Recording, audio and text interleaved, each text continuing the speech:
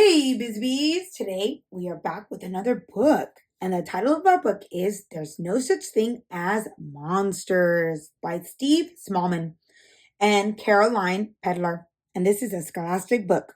So let's pop open the book and fly through this adventure together.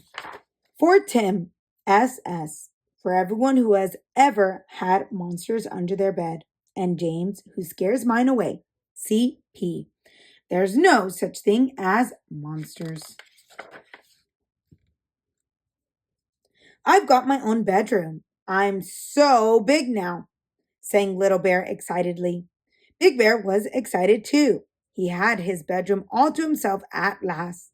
Off to bed, dozy head, chuckled Big Bear. Little Bear snuggled down and tried to go to sleep, but he couldn't. Everything felt different. The dark seemed so much darker without Big Bear there. Then, as Little Bear peered into the shadows, he saw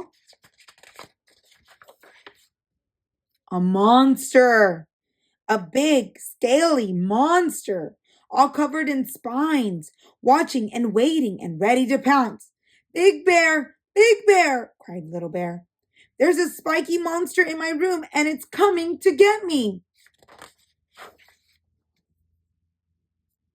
Big Bear rushed in and turned on the light, but there wasn't a monster, just a floppy old toy on the back of the chair. Big Bear put it on his head and did a silly spiky monster dance. Don't be a scaredy bear. Shadows can't hurt you, he said. Little Bear snuggled down and tried to go to sleep, but it was just too quiet without Big Bear there. He tried humming a little song to keep the quiet out. Then he thought, what if there's something under my bed? Something that's keeping very still. Shh. He wiggled nervously over to the edge, peeked underneath, and saw a monster's tail. Big Bear, squealed Little Bear. There's a slimy monster under my bed and it's going to eat me. Big Bear rushed in and dived under the bed. But there wasn't a monster, just a stinky old sock. Big Bear put his hand in the sock and made stinky sock monster noises. Then he bundled Little Bear back into bed. Night, night. Don't let the bed socks bite, chuckled Big Bear. Little Bear snuggled down and tried to go to sleep, but he felt lost in the middle of his big new bed. It was just too lonely without Big Bear there.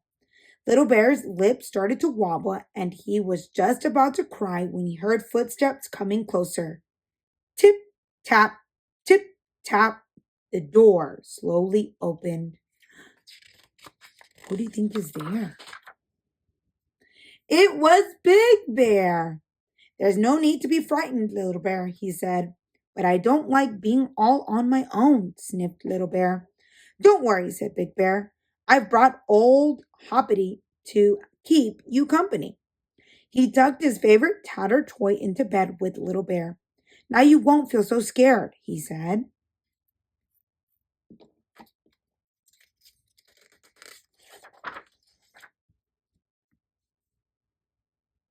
Silly Little Bear, chuckled Big Bear as he went back to bed, frightened of monsters. Big Bear snuggled down in his bed and tried to go to sleep, but he couldn't. His bedroom seemed so empty without Little Bear there. Big Bear lay in the dark, humming a little song to keep the quiet out. Just then he heard a noise, a growly, snuffling noise.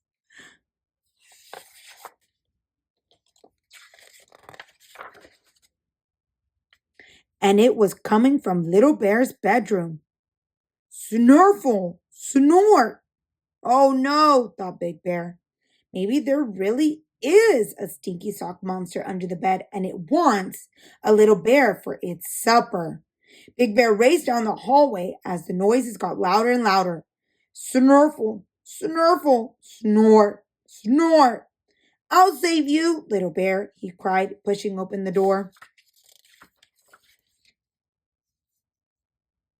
But there wasn't a stinky sock monster, just a small bear, fast asleep and snoring loudly in the growly, snuffly way that little bears do. And